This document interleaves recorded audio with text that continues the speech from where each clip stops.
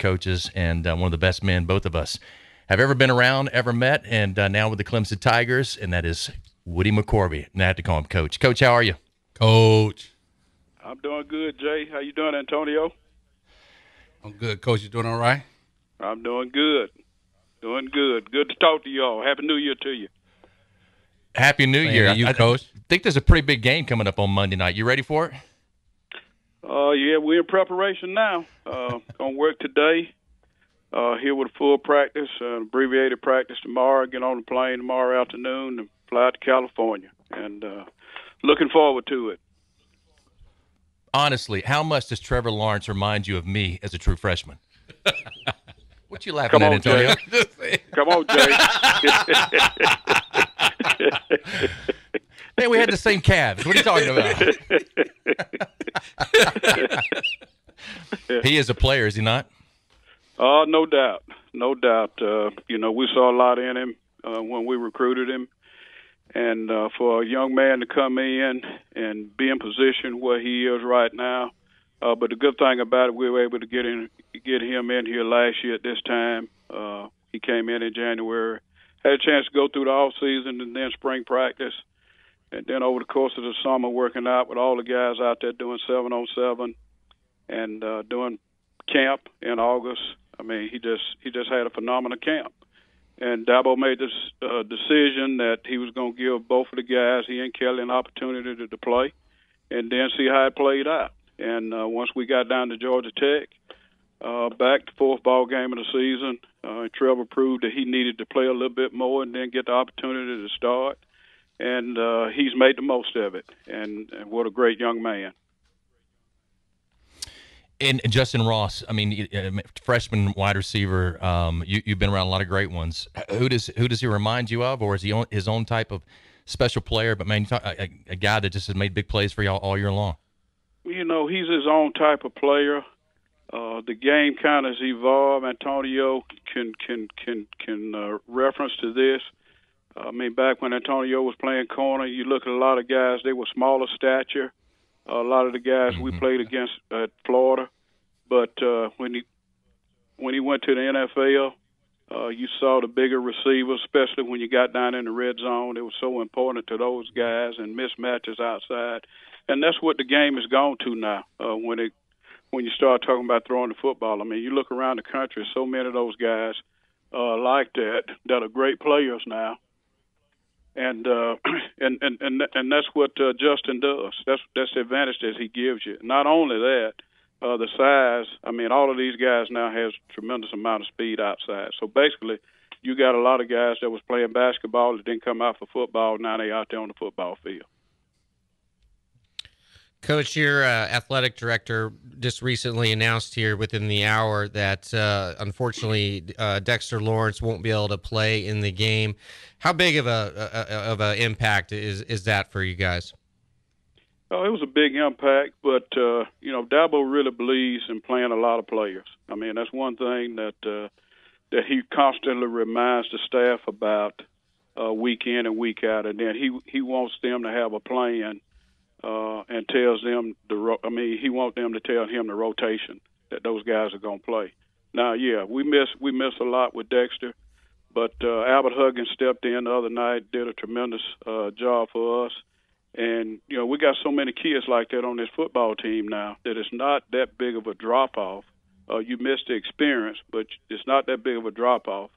And Albert, I deal with all the pro scouts when they come in here, and he's a guy that they all were looking at. Even though he was in a backup role, we feel like he would have a tremendous career as a professional football player because you got a guy that bench presses over 500 pounds and is a good athlete and can really move, and he proved the other night against Notre Dame that he could do that.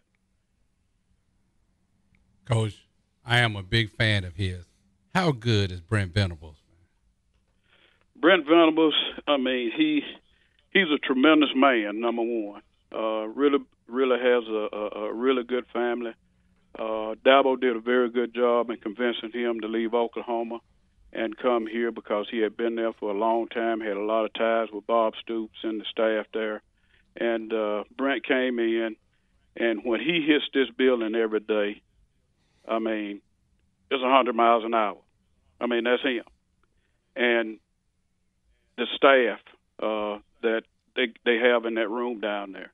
And, you know, two of those guys, y'all know them very well, Mickey Kahn, that's here, and Lamaska Hall. And then also we got Todd Bates, that was a former player there at Alabama.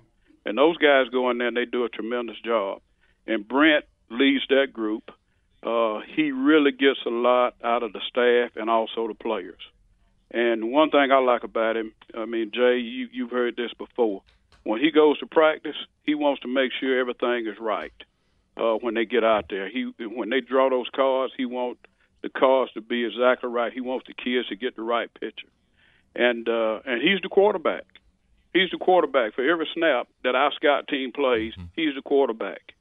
And just a tremendous amount of energy, and he gets the most out of his players because he displays that every day in this building and even out on the practice field. Woody, when it comes to Alabama ties and former players, how many now are on Dabo's staff? Well, you know, we got Danny Pearman here. That was tight end, tackle coach there when y'all played. Mickey Kahn, Lamaska Hall, and also Thad Turnipseed. And then Todd Bates is here. So we got a tremendous amount of guys that's involved in this program that was involved in the program there at Alabama. And, Jay, I was looking back at midseason. It's been five coaches here, head coaches, that had Alabama ties, played at Alabama. Frank Howard, Hootie Ingram, Charlie Pale, Danny Ford, and now Dabo. And there was a total of 15 assistant coaches that coached here, that coached at Alabama also. So the backgrounds are very similar. And I think that's why, you know, the programs kind of mirror each other. Coach, how long have you guys been having your eye on Alabama all season, just thinking that perhaps you could meet in the playoffs or in the national championship game? Not really. I mean, you got to approach it week in and week out. And, you know, we played some tight games this year. I mean, out of Texas A&M was a tight ball game. And then we ended up, you know, had a tight ball game when Trevor got hurt against Syracuse. And, you know, it's in the media, social media, and everything, and everybody's talking about when the season started out, preseason, Alabama #1, we #2. You know, we knew it was out there lurking somewhere, but we had to keep our eye on what we had to do in this conference, and we've been able to win 4 conference championships in a row now. The first time anybody's done that since we've gone to a championship game. And Dabo has done a tremendous amount of job of keeping this team focused. And Antonio, you know that. I mean, you've been over here, you've been around this program, you've been to some games and all. And that's what's so pleasing for me every day, to be a part of this program, having coached Dabo, and been a part of the staff there at Alabama when he joined us as a 26-year-old assistant, to see how he has evolved as a head coach and the tremendous job that he's done here. But I think the biggest thing is he makes sure that we go week by week and not look too far ahead. Is it crazy or surreal to see both of his sons now out there on the field together? No doubt. No doubt. I mean, I watched those guys from the time they were born, and even when Dabo was still there and I was at other places, and I would come back through Alabama recruiting. When I was at Tennessee, in the 2 years that he was out, you know, he came through Knoxville and had gone up to visit Danny Pearman up at Virginia Tech, and they came back to the house and stayed and watching both of these kids as babies, and to look every day out there now and see him running up and down the field. And Will has an impact here for us now because he's a holder, plus he's a receiver. And that's what's so gratifying, Jay, about seeing guys like you and seeing what you're doing. Same thing with Antonio, and seeing guys that come around now. That's what's so gratifying for me for all the years that I spent in it. And that was the reason that I wanted to be a coach, and that's why I got into coaching. Always great to have you on. Thanks for being with us, and we'll say good luck Monday night, but roll tide. Good luck, Coach. See y'all.